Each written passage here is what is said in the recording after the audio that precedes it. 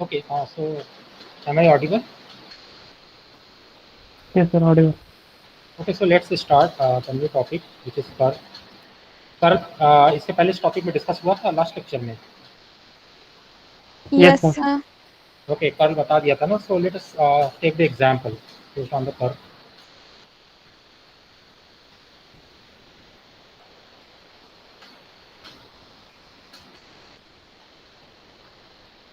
Before going to example, let's see how to calculate the curl of any vector. Okay, so I'm writing in generalized coordinate system. Let us suppose uh, vector A is given as AU unit vector AU plus AB unit vector AB plus AW unit vector AW. In that case, you can calculate curl as del cross vector A is equal to 1 upon H1, H2, H3. Determinant of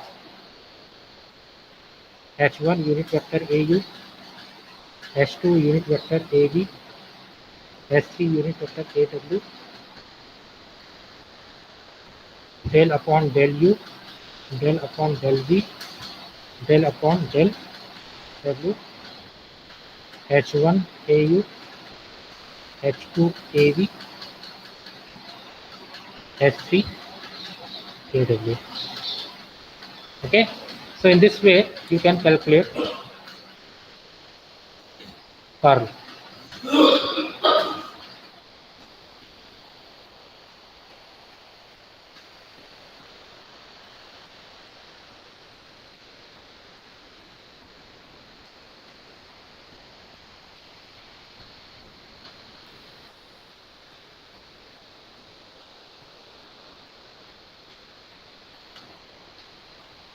Okay, so in this way we can calculate the curl of any vector. Fine. तो किसी को कोई doubt है? No, sir.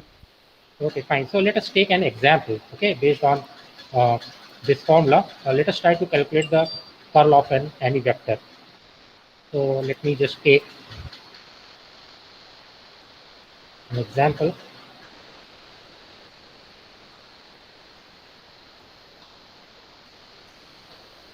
So it's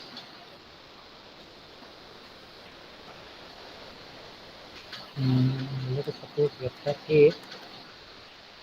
कोई मुझे previous example को बता सकता है जो मैंने इसके पहले डाइवर्जेंस में जो लिया था?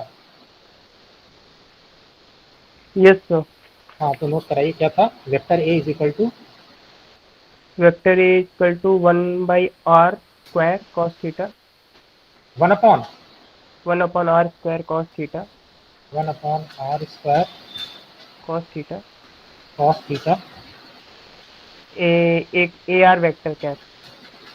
Vector A R. Okay, Plus R sin theta cos phi. R sine theta cos phi A A A थीटा. theta cap. Yes, sir. Okay, then Plus cos theta. cos theta a phi. A phi cap. Okay, so we need to calculate the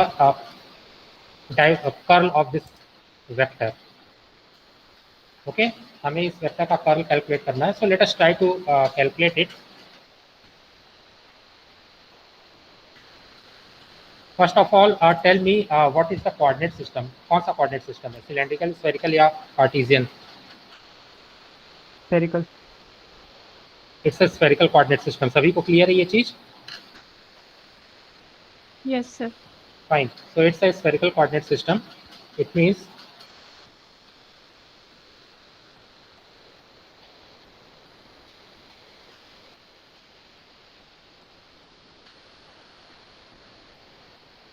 what is the value of h1, 1 h2, R okay, and h3? R sin theta. Okay, very good. R sin theta. So let us try to write the curl. that is 1 upon h1 h2 h3. That means can I say it's 1 upon r square sin theta? इनों का Yes, sir. Product okay h1, so that means 1 into unit vector au. Is it clear? This is Yes, sir. au, unit vector au, plus this is av, unit vector av, plus this is aw, unit vector aw. Is it clear? Yes, sir. Yes. Okay, so h1 au, h2 av. So h2 av, that means r into unit vector a theta. h3 means r sine theta into what happens, a phi. Correct me if I'm wrong. Now del upon del u, u की जगह आएगा R, del upon del V की जगह आएगा theta, del upon del W की जगह आएगा del upon del phi. Now it will become h1 into capital AU, that means 1 into 1 upon r square cos theta. Now h2 into AV, so h2 into AV क्या है हमारा r sin theta cos phi, और h2 कितना है r, so it will become r square sin theta cos phi. h3 into AW, h3 की value है r sin theta और AW की वैल्यू है cos theta. It means it will become r sin theta cos theta. Clear है सभी को? Yes, sir.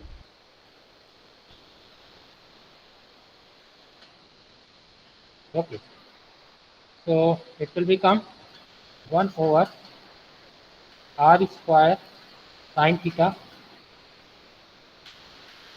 unit vector AR. Okay, so what happens, del by del theta of r sin theta cos theta.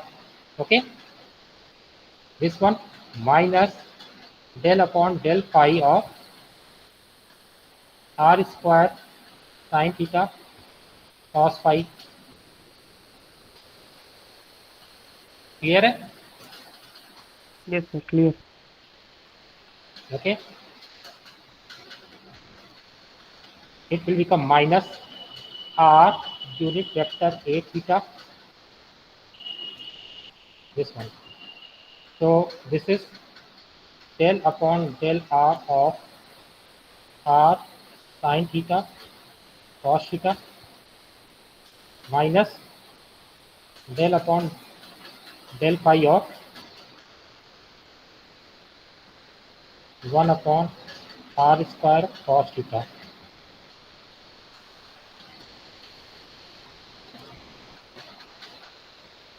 Okay, plus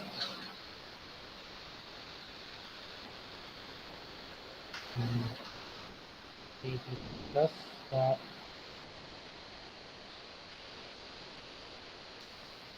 r sin theta a phi within the bracket. What happens? Del by del r, differentiation of this one with respect to r. So del upon del r of r square sin theta cos phi, okay, minus del upon del theta of 1 upon r square cos theta. Is it correct? Yes, sir. Determinant solve करना तो I think सभी को आता होगा.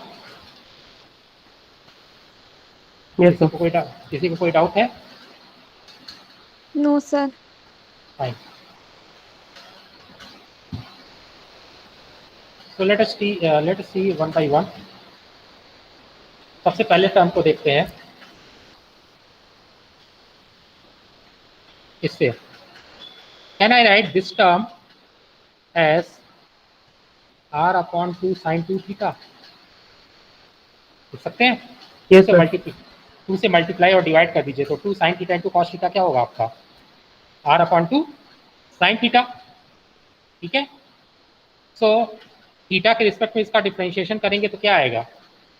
Sign 2 theta का हो जाएगा 2 sine 2 theta, और साइन 2 थीटा का क्या हो जाएगा आपका? cos 2 अगर आप थीटा। साइन 2 थीटा का करेंगे तो साइन का क्या होता है? कॉस। तो 2 कॉस 2 थीटा, और 2 थीटा का तो 2 पहले ही हो चुका है। Is it okay? तो can I say yes it's sir. 2 cos 2 theta? Yes. Yes sir. Okay, और सेकेंड टर्म में देखिए जो यहाँ पर आपका है R square sine theta cos five. Five के रिस्पेक्ट में डिफ्रेंशिएशन पार्शियल डिफ्रेंशिएशन है, तो कॉस फाइव का differentiation minus sine five. Clear है? Yes sir. Okay, so let's see what is the expected result.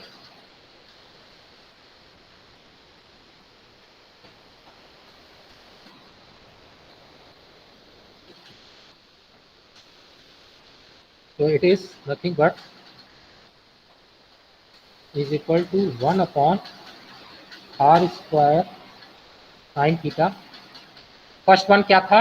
Del by del theta of r by 2 sine 2 theta, this means r upon 2 sine 2 theta का हो जाएगा cos 2 theta, and then 2 theta is 2. Okay, yes sir. And then it's minus, क्या term था आपका?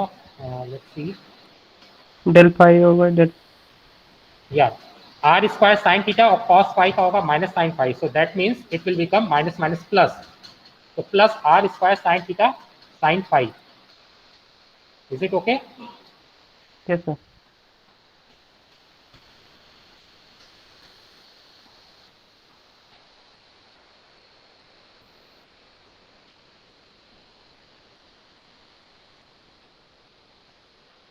Minus r square sine theta sine five. Is it okay to everyone?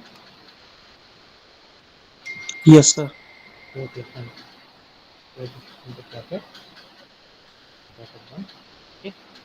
अब दूसरा term क्या है?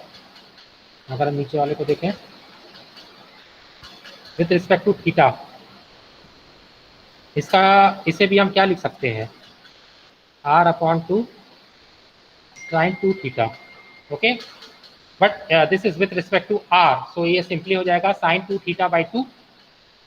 ओके, क्योंकि r के रिस्पेक्ट में डिफरेंशिएशन है, so it will become nothing but sine 2 theta divided by 2. Am I correct? Yes sir. What happens to this one? इसमें से कोई भी फाई का फंक्शन नहीं है, तो ये टर्म जीरो हो जाएगा. Yes sir. Okay, so ultimately यहाँ पर क्या आ जाएगा? इसका differentiation sine 2 theta divided by 2, और ये r मल्टीप्लाई होगा, तो अल्टीमेटली फिर से वही हो जाएगा minus r upon 2 sine 2 theta. Just hold for a minute.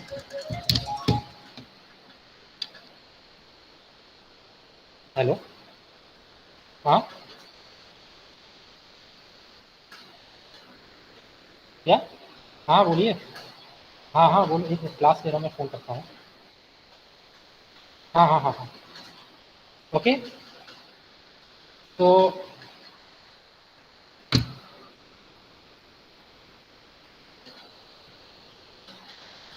Second में क्या आएगा आपका? Minus r with in the bracket 1 upon 2 sine 2 theta.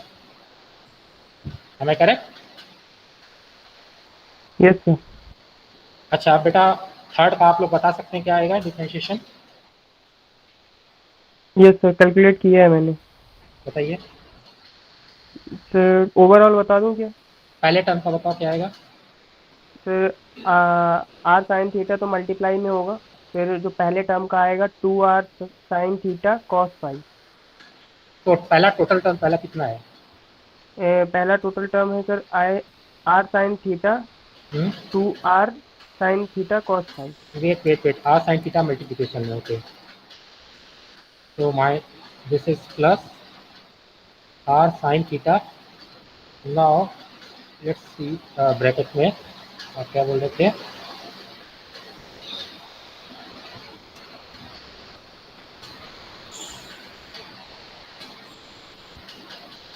Okay, so this is 2r sin theta cos phi, okay. Yes sir. 2r sin theta cos phi, और इसका क्या हो जाएगा? Minus 1/r square, this is sin theta। तो ultimately पहला term आपका बन जाएगा 2r sin theta cos phi, और सेकंड टर्म हो जाएगा plus 1/r square sin theta. तो जस्ट टेल मी, जो मैंने बताया वो बताइए आप लोग। r sin theta and then with in the bracket क्या है आपका? 2r sine theta cos phi 2r sin theta cos phi plus plus sine theta by r square. sin theta by r square. सभी को clear है ये चीज? Is it okay to everyone? Yes, sir. Fine. So let's see one by one what is the result. R square sin theta, okay, ये 2 cancel out हो जाएगा, तो what it will become 2 cos 2 r cos 2 theta minus minus plus r square sin theta sin phi, okay, and then minus r upon 2 sin 2 theta, and then it will become plus 2r square sin square theta cos phi plus sin square theta divided by r. Is it okay? Is Yes, it sir. okay? Okay, fine. So आप इसको simplify कर सकते हैं bracket open करके. So this is the curl of the field. Fine. Yes sir. तो जो हमने जिसका डाइवर्जेंस फाइंड आउट किया था उसका कर्ल फाइंड आउट किया है. आप एक चीज़ देख सकते हैं कि यहाँ पर ना तो डाइवर्जेंस 0 आ रहा है ना कर्ल 0 आ रहा है, लेकिन किसी पर्टिकुलर पॉइंट पे जब आप कैलकुलेट करेंगे तो दोनों क्वांटिटीज नॉन जीरो नहीं होंगी. ओके, ऐसा हो ही नहीं सकता कि किसी पर्टिकुलर पॉइंट पे डाइवर्स भी हो रही हो कन्वर्स भी हो रही हो. अगर किसी पर्टिकुलर पॉइंट पे डाइवर्जेंस नॉन जीरो है तो कर्ल जीरो हो जाएगा, और अगर कर्ल नॉन जीरो है तो डाइवर्जेंस जीरो हो जाएगा. Okay okay sir. Fine. So next topic is Coulomb's law. Sir हाँ बेटा बोलो.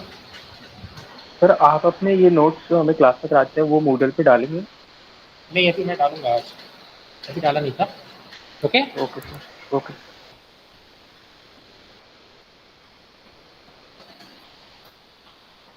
मैं स्लाइड भी डाल दूंगा और ये भी डाल दूंगा आपका हैंड रिटन नोट्स. या कूलम्स लॉ तो बेटा आप सभी को पता ही होगा ना. तो सबसे पहले आप ये देख लो कि व्हाट इज चार्ज. तो हम डेफिनेशन वाइज भी जाएं, सो it's a fundamental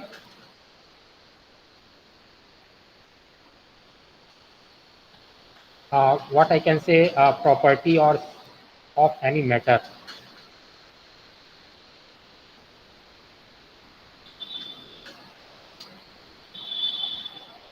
Okay, the second one is ये भी हम कह सकते हैं कि चार्ज अपने आप एक फंडामेंटल क्वांटिटी, एक फंडामेंटल ऑब्जेक्ट है. Okay, but it always lies in the multiple of integral. मतलब कि चार्ज जो होता है ना वो एक इंटीग्रल फॉर्म में होता है ऑफ इलेक्ट्रॉनिक चार्ज. अगर हम एक इलेक्ट्रॉनिक चार्ज की बात करें, so electronic charge is nothing but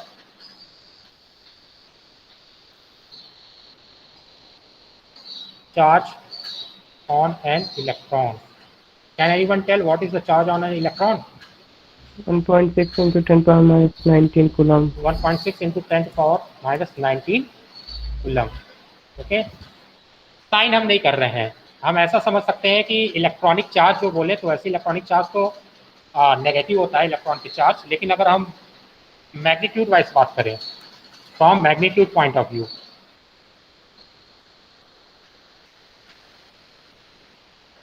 ठीक है, so it is 1.6 into 10 to power minus 19 coulomb.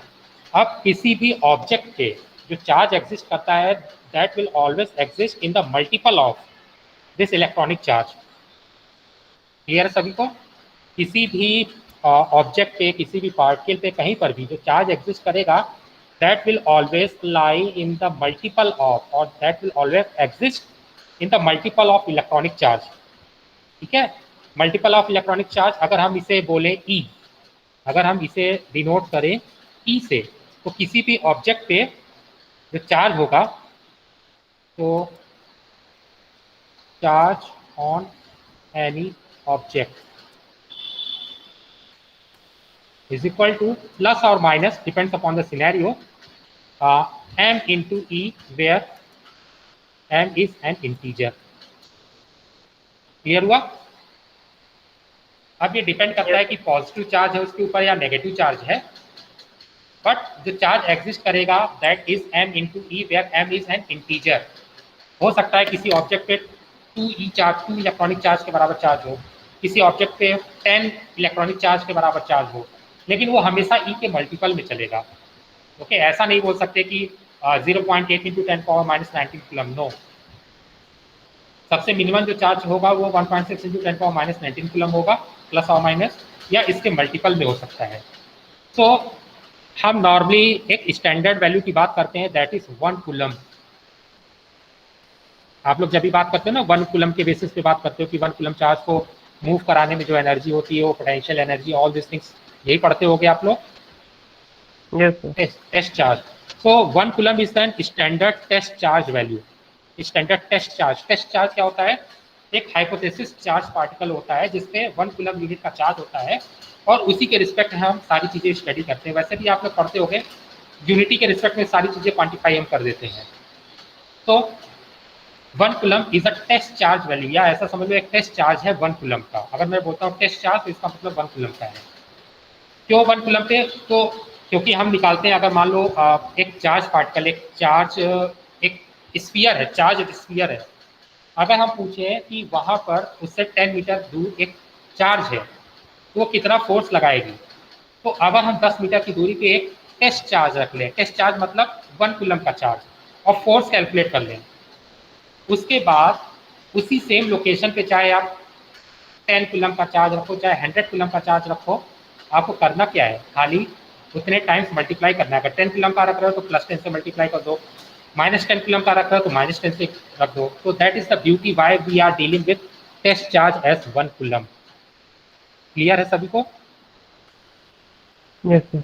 ये चीज सभी को क्लियर हुई कि टेस्ट चार्ज 1 कूलम का क्यों रखते हैं?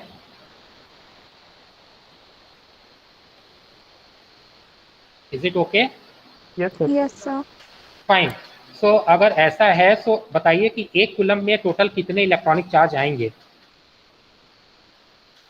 Sir 1 by electronic 1.6 into 10⁻⁻19 coulomb. देखो सीधी सी बात है, एक इलेक्ट्रॉनिक चार्ज में इतने कूलम है, तो 1 कूलम में कितने होंगे? That is reciprocal of this one, 1.6 into 10⁻⁻19 का रेसिप्रोकल होगा कि नहीं होगा? तो that is nothing but what I can say 10/16 into 10⁻19। so it's nothing but 1 coulomb में millions of trillions electronic charge होंगे। समझ में आया? Yes sir. इसका मतलब हम कह सकते हैं कि इसमें millions of trillions electronic charge.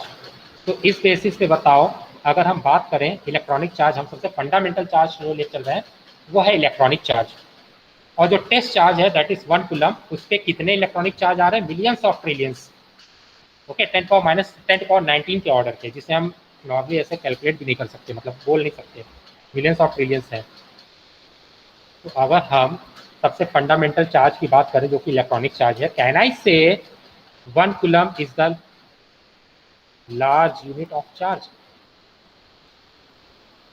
Yes sir. ठीक है, तो कूलम 1 कूलम जो है that is the large unit of charge है। क्यों लार्ज यूनिट है? क्योंकि जो फंडामेंटल चार्ज है हमारे पास वो है एक इलेक्ट्रॉनिक चार्ज, और जब हम 1 कूलम में कैलकुलेट करते हैं कि इस तरह के कितने इलेक्ट्रॉनिक चार्ज एकोमोडेट हो सकते हैं, तो 1 कूलम के अंदर 10/16 into 10⁻19 that is millions of trillions electronic charge accommodate हो सकते हैं. तो you can imagine how the large 1 coulomb is. तो 1 coulomb is a large unit of charge. Normally हम लोग बोलते हैं 1 coulomb, 2 coulomb, 3 coulomb, but 1 coulomb is a large unit of charge जिसमें 10/16 into 10⁻19 इतने number of electronic charge exist करते हैं. Okay. अब आप ये भी पढ़ते होंगे कि charge can neither be created not be destroyed. पढ़ा होगा. Yes sir. ठीक है. खाली आप उन्हें करते क्या हो, एक बॉडी से दूसरे बॉडी में ट्रांसफर कर सकते हो. चार्ज को आप ना तो क्रिएट कर सकते हो ना डिस्ट्रॉय कर सकते हो, बस क्या कर सकते हो, एक ऑब्जेक्ट से दूसरे ऑब्जेक्ट में ट्रांसफर कर सकते हो. ठीक है. तो this is the introduction part of what is the charge. अब हम देखते हैं Coulomb's law. What the Coulomb's law says.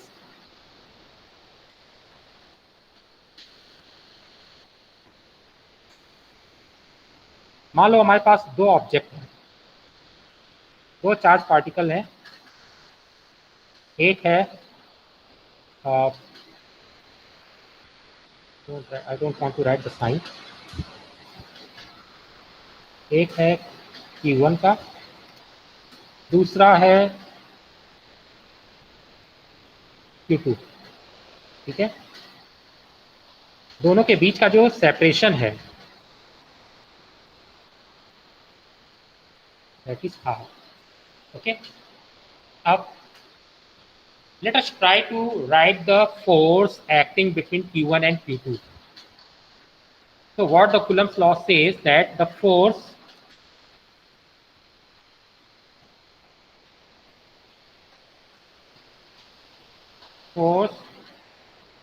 acting between Q1 and Q2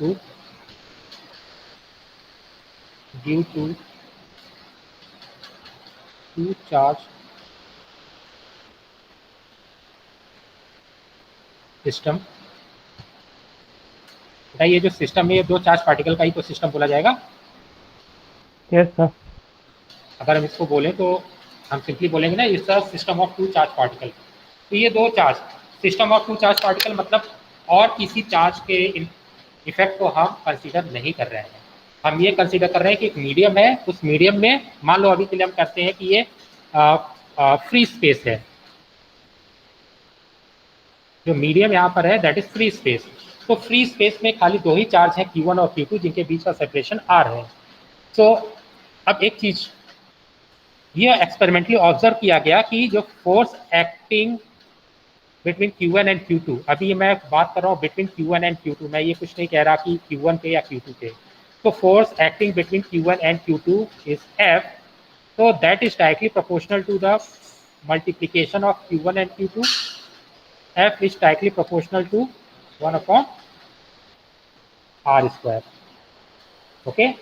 तो अगर हम इन शॉर्ट बात करें, F is directly proportional to Q1 Q2/r². अब ये तो प्रोपोर्शनलिटी है, एक्सपेरिमेंट से ऑब्जर्व किया गया. ठीक है. लेकिन इस प्रोपोर्शनलिटी कांस्टेंट को जो हम रिमूव करते हैं, so that is nothing but some constant K into Q1 Q2/r², and that K should be calculated. सभी को पता चला. पहला पॉइंट जब हमने एक्सपेरिमेंटली ऑब्जर्व किया कि force F is directly proportional to multiplication of both the charge Q1 and Q2. Second, force is directly proportional to 1/r², separation between these two charge particles. तो हम डिपेंडेंसी को एक साथ club करते हैं तो force is directly proportional to Q1 Q2/r². अब जाहिर सी बात है ये डिपेंडेंसी है, इसके अलावा किसी और चीज़ पे डिपेंड करता हुआ नहीं दिख रहा है. सो हम एक प्रोपोर्शनलिटी कांस्टेंट K लगाते हैं. ठीक है. And we should calculate this proportionality constant Q1 and proportionality constant K. ठीक है. सभी को क्लियर हुआ ये चीज़? Yes sir. अब देखो आपको K कैलकुलेट करना है. आप फोर्स मेजर कर सकते हो, Q1 Q2 और R² मेजर कर सकते हो और आपको फार्मूला पता है. तो मैं क्या करूं, अगर किसी तरीके से मुझे Q1 और Q2, मैं एक्सपेरिमेंट करता हूं, मुझे Q1 भी पता है, Q2 भी पता है और मैं उनके बीच का सेपरेशन तो मुझे पता ही है क्योंकि मैं एक्सपेरिमेंट कर रहा हूँ। अगर मैं फोर्स कैलकुलेट कर लूँ या फोर्स मेजर कर लूँ तो इसका मतलब इस फॉर्मूले में मुझे F भी पता चल जाएगा, Q1 भी पता है, Q2 भी पता है, R स्क्वायर पता है, कहना है कैलकुलेट K। Yes sir. ठीक है, इसी तरह से मैं कई एक्सपेरिमेंट Q1 Q2 को चेंज करूँ, R को चेंज करूँ, इस तरह से उसी मीडियम में बस मैं क्या करूँ, एक्सपेरिमेंट को करता चला जाऊँ। सबसे पहले मैंने पहला एक्सपेरिमेंट किया जिसमें मैंने Q1 Q2 और R दोनों फिक्स रखा है। ठीक है, और फोर्स को मेजर कर लिया और K को कैलकुलेट कर लिया। Late us suppose this value is K1। Next time मैं एक्सपेरिमेंट करता हूँ, मैंने Q1 को चेंज कर दिया, Q2 और R सेम है पहले एक्सपेरिमेंट जैसा, Q1 की वैल्यू जस्ट मैंने डबल कर दी।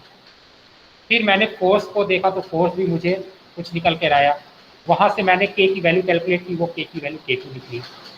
नेक्स्ट एक्सपेरिमेंट में मैंने क्या किया, Q2 को चेंज कर दिया, आपकी बार Q1 ने चेंज करके Q2 चेंज किया, R सेम रखा है। फिर से फोर्स मेजर कर लिया और इसके बाद K को कैलकुलेट कर लिया तो ये आया K3। और एक बार और भी कर लिया, मैंने क्या किया, Q1 और Q2 को चेंज नहीं किया, R को चेंज कर दिया, चाहे घटा दो चाहे बढ़ा दो आपके ऊपर है। और मैंने फोर्स मेजर किया और उसके बेसिस पे मैंने K को कैलकुलेट किया, K4। तो ये चीज़ ऑब्जर्व किया गया, this K1 K2 K3 and K4 all are same. Okay, यही बात समझ में आई? Yes sir. पहले मैंने Q1 को वेरी किया। Let's try to one more time, let's to write over here.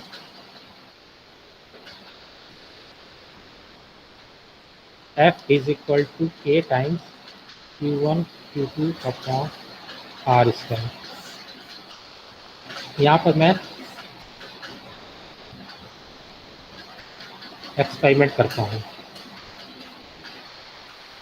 सबसे पहला एक्सपेरिमेंट मैंने क्या किया, Q1 Q2 and R are known, मैंने कुछ वैल्यू ले ली and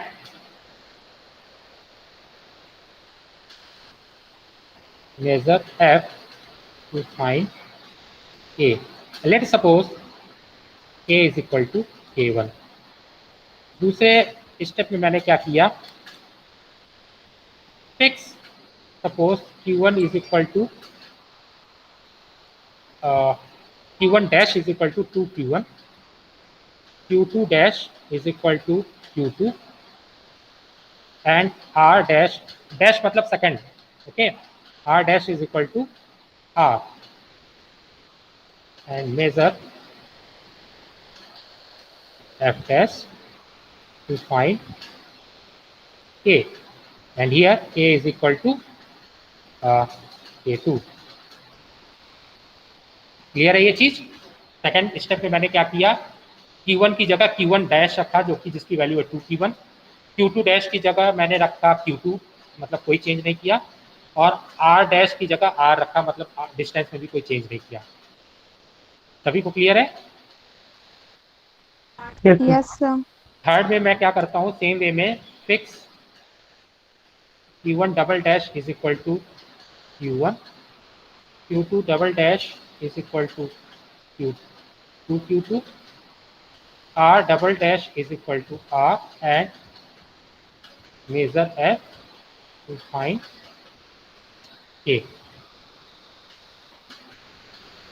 Find K and let us suppose over here K is equal to K3। यहाँ पर K is equal to K2 आया था, यहाँ पर K is equal to K1 मिला था, यहाँ पर K is equal to K3 मिला था। चौथा स्टेप हम और फॉलो कर लेते हैं, फिक्स कुछ भी लेना चाहो, Q1 triple dash is equal to let us suppose 4Q1 and Q2 triple dash is equal to 3Q2, R triple dash is equal to 5 times R, कुछ भी रैंडम ले लो, ठीक है। Measure F to find K, यहाँ पर हमें let us suppose K is equal to K4 आया, ठीक है। तो अगर मैं चारों से देखूं, ये चीज ऑब्जर्व किया गया that K1 is equal to K2 is equal to K3 is equal to K4। मतलब K की वैल्यू चेंज हो ही नहीं रही थी, चाहे मैं Q की वैल्यू चेंज करूं, चाहे मैं Q1 की चेंज करूं, चाहे Q2 को चेंज करूं, चाहे R को चेंज करूं, K में कोई चेंजेस नहीं आ रहे थे। जो रिक्वायर्ड चेंजेस थे वो एब्जॉर्ब हो जा रहे थे फोर्स में। समझ में आया सभी को? Yes sir. तो इसका मतलब मुझे ये समझ में आया कि K में कोई चेंज है ही नहीं, तो मैंने उसे बोला K is a proportionality constant. Proportionality constant, और उस प्रोपोर्शनैलिटी कांस्टेंट को जब एक्सपेरिमेंटली ऑब्जर्व करके कैलकुलेट किया गया तो K is nothing but 1/4 pi epsilon not, where epsilon naught is permittivity of free space. Free space. Yes, very good. लेकिन जब एक्सपेरिमेंटली ये चीज किया गया कि ये चीजें जो मैच कर रही हैं वो 1/एप्सिलॉन नॉट मल्टीप्लाइड बाई 1/4 पाई। अब देखो 1/4 पाई तो अपने आप में एक कांस्टेंट है, 1/4 पाई एक न्यूमेरिकल कांस्टेंट है, तो ये न्यूमेरिकल कांस्टेंट जस्ट मल्टीप्लाई हो जाता है 1/एप्सिलॉन नॉट से। अब ये एप्सिलॉन नॉट जो है परमिटिविटी ऑफ फ्री स्पेस, तो यहाँ से आपका दिमाग थोड़ा सा लगना चाहिए कि जब ये आपका प्रोपोर्शनैलिटी कांस्टेंट कहीं ना कहीं परमिटिविटी ऑफ फ्री स्पेस पे डिपेंड कर रहा है और आप एक्सपेरिमेंट परफॉर्म कर रहे हो फ्री स्पेस में, तो एक बात बताओ, अगर मैं मीडियम चेंज करूँ तो K की वैल्यू चेंज होनी चाहिए। अगर मैं मीडियम चेंज करता हूँ तो K की वैल्यू चेंज होनी चाहिए। तो मैं इसी एक्सपेरिमेंट को फिर से नए सिरे से करने की कोशिश करता हूँ। अब की बार मैं क्या करता हूँ, सेम सेट ऑफ एक्सपेरिमेंट करूंगा। जो यहाँ पर K है ना, पहला experiment Q1 Q2 are known and measure F, same उसी में वही Q1 और Q2 की वैल्यू रखूंगा। यहाँ पर मैं क्या करता हूँ, सेम Q1 Q2 और R की वैल्यू रखता हूँ एंड मेजर F। बट इस बार मैंने क्या किया, मीडियम चेंज कर दिया। Medium is no longer free space. तो मुझे क्या ऑब्जर्व होता है, ये Q1 Q2 और R वही वैल्यूज हैं जो मैंने यहाँ पर ले रखी थी, यहाँ पर, ठीक है, सेम सेट ऑफ मैंने लिया है। जो Q1 Q2 और R का सेट मैंने यहाँ पर एक्सपेरिमेंट 1 में लिया है, सेम वैल्यू मैंने यहाँ पर ले रखी है। ठीक है, क्लियर है? Yes sir. लेकिन अब की बार मैंने अगर F को मेजर किया तो F मेरा क्या था, इट इज लेस। F मुझे कम मिला। मैंने एक अलग चीज बस क्या की थी, सब कुछ सेम रखा था, बस अलग क्या किया, मैंने मीडियम को चेंज कर दिया। मीडियम को चेंज करते ही मुझे F में वेरिएशन मिल गया। तो अभी तक तो मैं ये अपने माइंड में रख रहा था कि F is directly proportional to Q1 Q2, F is directly proportional to 1/r², और इसके बेसिस पे मैंने फॉर्मुलेट कर दिया। बट मुझे ये दिखा कि जैसे भाई मैं मीडियम चेंज करता हूँ तो फोर्स तो मेरा इस फॉर्मूले से कैलकुलेट होकर आ ही नहीं सकता। तो इसका मतलब मीडियम भी कहीं ना कहीं फोर्स पे इफेक्ट डाल रही है, तो हमें मीडियम को भी इनकॉर्पोरेट करना पड़ेगा अपने फॉर्मूले में।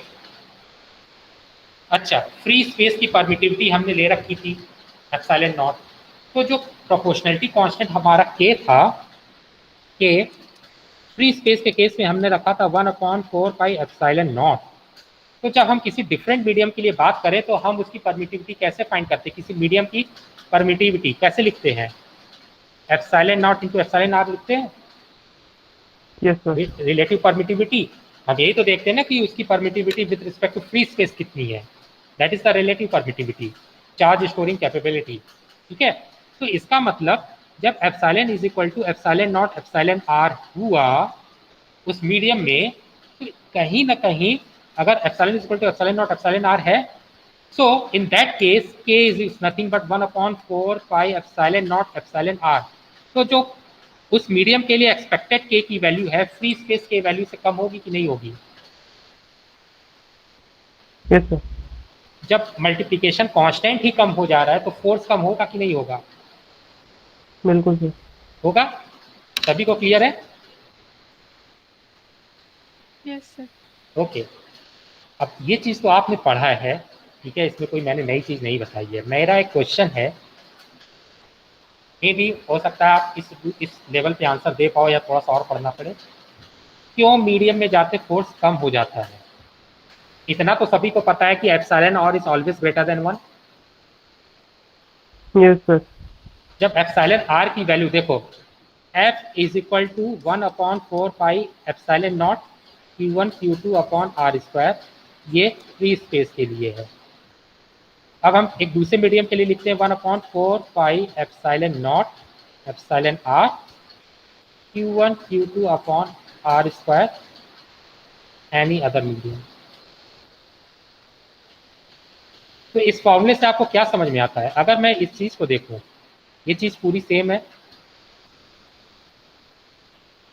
ये पूरा सेम है, बस डिफरेंस ये है कि सेकंड वाले में अगर मैं बात करूं तो सेकंड वाले में एप्सिलॉन आर से डिवीजन हो रहा है। Is it okay?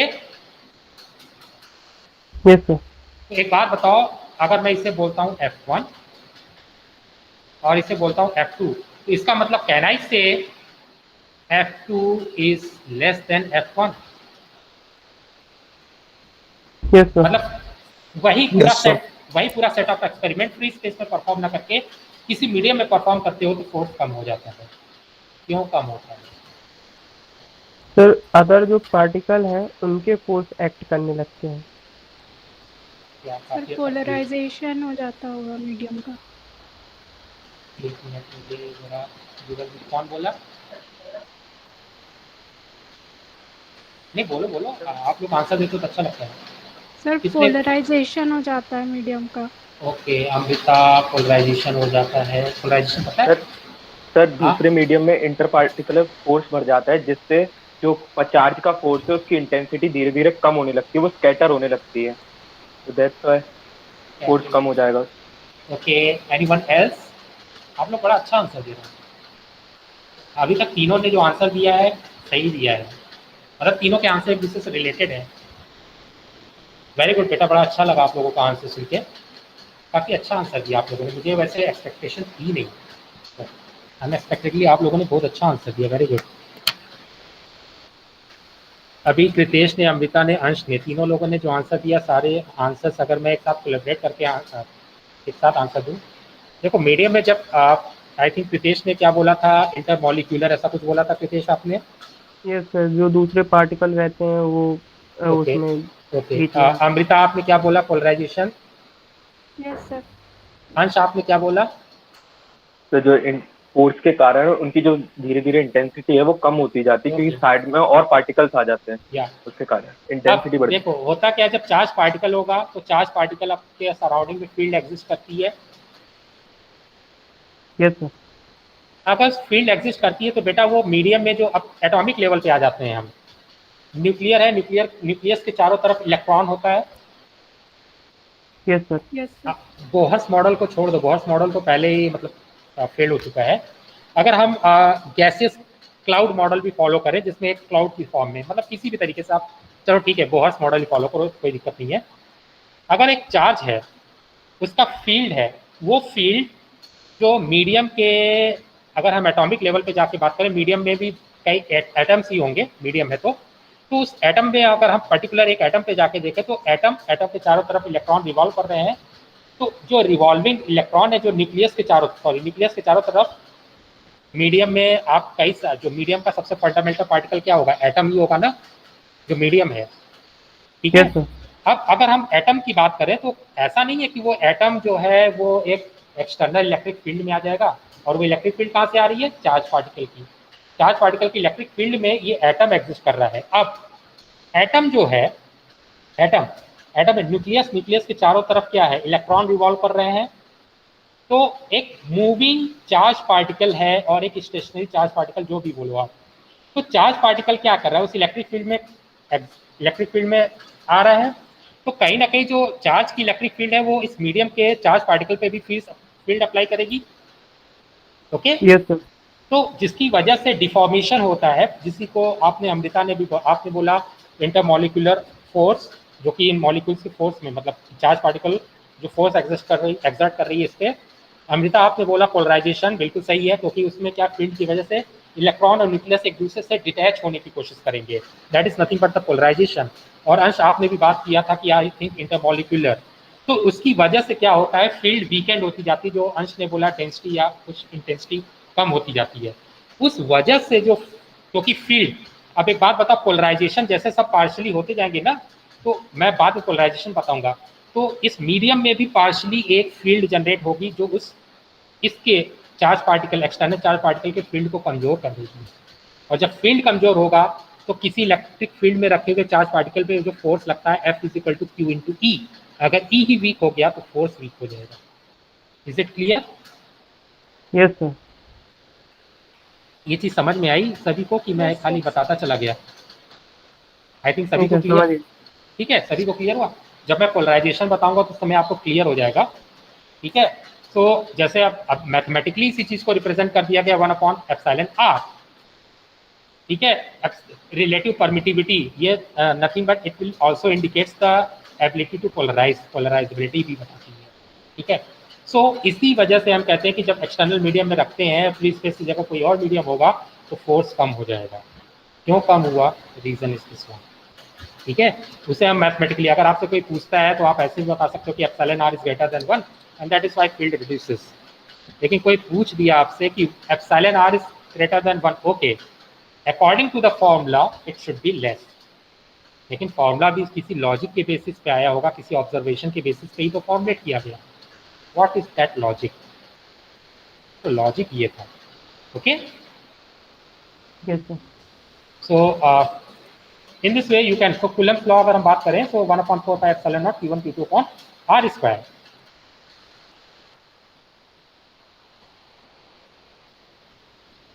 बस थोड़ा सा और मैं बता देता हूँ, फिर मैं क्लास एंड करूँगा। उससे पहले मैं आपको चैट बॉक्स में अटेंडेंस का पासवर्ड भी दे देता हूँ, आप पासवर्ड मार्क करते रहो अपनी तरफ से।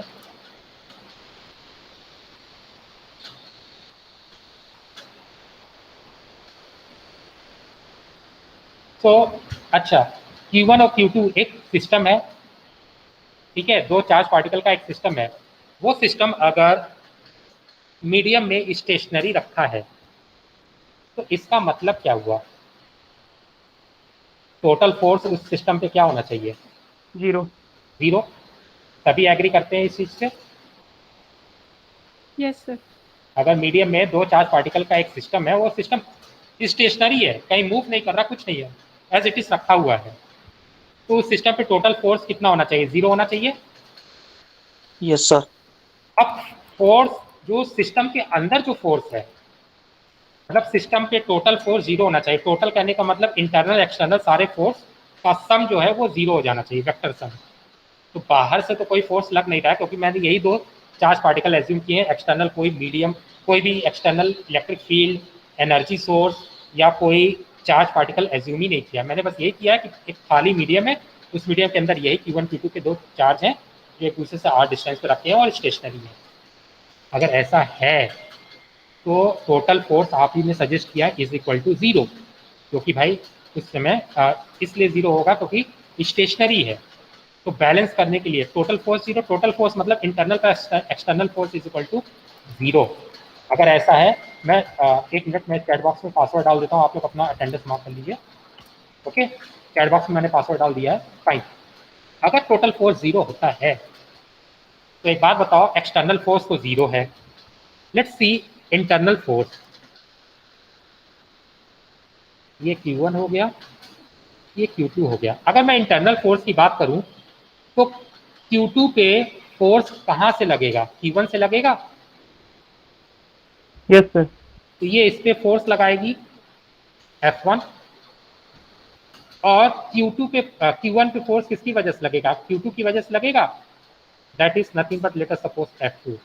F1 is force due to Q1 on Q2, F2 is force on Q1 due to Q2। अब मैं बोलता हूं कि ये जो मेरा सिस्टम है, ये सिस्टम जो है वो स्टेबल है, स्टेशनरी है, कोई मोशन नहीं हो रहा है। That means what I can say, summation of vector F is equal to 0। Total force अगर 0 होगा तो ही तो मोशन 0 होगा। इसका मतलब कहना इसे F1 plus vector F2 is equal to 0 लिख सकते हैं। Yes sir. What it says, vector F1 is equal to minus vector F2 or I can say vector F2 is equal to minus vector F1. इस negative sign को कैसे हम interpret कर सकते हैं? मैकेनिक्स में कैसे हम इंटरप्रेट करते थे फिजिक्स में? Sir opposite direction. तो हम कह सकते हैं Q1 और Q2 एक दूसरे पे अपोजिट डायरेक्शन में फोर्स लगाएंगे। Yes sir. तो अब Q1 Q2 एक दूसरे पे अपोजिट डायरेक्शन में अगर फोर्स लगाते हैं तो टोटल फोर्स अगर मैं सिस्टम की बात करूं तो क्या आएगा? Total force zero. Is it? Yes sir. ठीक है, अब मैं नेक्स्ट क्लास में आपसे पूछूंगा, अगर मैं बोलता हूँ सिस्टम स्टेबल है, ठीक है, ये सिस्टम स्टेबल है, मैं बोलता हूँ स्टेबल भी है, एक बात बताओ, अगर ये इसको यहाँ पुश कर रहा है, ये इसको यहाँ पुश कर रहा है, तो दोनों दूर क्यों नहीं भाग जा रहे हैं? सर उतना ही अट्रैक्ट भी तो कर रहा है। अट्रैक्ट कैसे करेंगे? अगर दोनों पॉजिटिव चार्ज हो गए तो दोनों एक दूसरे को पुश करेंगे। हाँ सर। तो उसके आसपास जो पार्टिकल्स है वो उन्हें और उनकी तरफ धक्का दे रहे हैं, तो उनका फोर्स बराबर इक्वेट कर जा रहा है, एक दूसरे कैंसिल कर जा रहा है। जितना अपन उसको सपोर्ट में लगा रहे हैं उतना ही अपन उसे रिजेक्ट मैंने में बोला लगा रहे हैं। मीडियम में यही दो चार्ज पार्टिकल है और कोई है ही नहीं।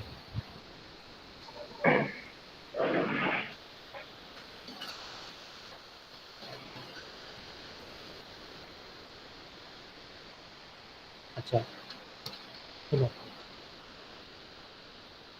मैंने पूरे सिस्टम की बात की। एक बॉक्स है, बॉक्स के बाहर फोर्स नहीं है, बॉक्स के अंदर देखूंगा दोनों चार्ज दूर हट रहे होंगे एक दूसरे से। क्लियर हुआ? सर फिर से एक्सप्लेन करेंगे? कभी देखा है, एक मैग्नेट पकड़ लो, नॉर्थ पोल, दूसरे मैग्नेट का नॉर्थ पोल, मतलब एक मैग्नेट रखा हुआ है, नॉर्थ पोल इस तरफ है, दूसरे मैग्नेट का नॉर्थ पोल उसकी तरफ मूव कराओगे, ये स्टेशनरी थोड़ी रहेगा, ये भी मूव करेगा। करेगा कि नहीं करेगा? Yes sir. ठीक है, लेकिन जैसे मैंने एक टेबल पे रख दिया है, टेबल पे एक्सपेरिमेंट कर रहा हूँ, एक मैग्नेट है जिसका नॉर्थ पोल इधर है और एक दूसरा मैग्नेट जिसका नॉर्थ पोल इधर है, टेबल पे रखा है, मैं धीरे धीरे इसको टेबल पे लेकर आऊंगा तो ये मैग्नेट मेरा मूव करेगा। लेकिन मैं पूरे टेबल पे अगर बात करूँ तो पूरा टेबल जो है वो स्टेबल है कि नहीं है? Yes sir. Yes sir. Clear हुआ आपकी ये चीज? सर रेफरेंस के बेसिस पे। हाँ, पूरा जो मैं टू पार्टिकल सिस्टम की बात करूँ, सिस्टम स्टेबल है, लेकिन उस सिस्टम के अंदर जो दो चार्ज पार्टिकल है वो मूव भी कर सकते हैं एक दूसरे की तरफ। जाहिर सी बात है, कोई अगर उनको रोकने वाला नहीं है तो दोनों या तो रिपल हो जाएंगे या दोनों अट्रैक्ट हो जाएंगे। ठीक है, यस सर। लेकिन आप पूरे सिस्टम की बात करें तो सिस्टम स्टेबल है, इसलिए vector F is equal to 0। लेकिन अगर किसी एक चार्ज की बात करें, Q2 की बात करो, तो Q2 पे खाली एक ही फोर्स लगेगा, या तो टुवर्ड्स द Q1 या अवे फ्रॉम द Q1, तो एक फोर्स है वो उसको मूव करा ही देगा। Fine? Yes sir. Okay, so please आप लोग अपना अटेंडेंस मार्क कर लीजिएगा। And now we will discuss electric field and flux, concept of flux density and electric field. This is it is also a form of energy. Everything is energy. Okay, so we'll discuss in the next class. Okay, so with this I am going to end the class. Thank you thank you sir. Sir. Okay, welcome बेटा। आप लोगों को कहीं doubt हो तो आप लोग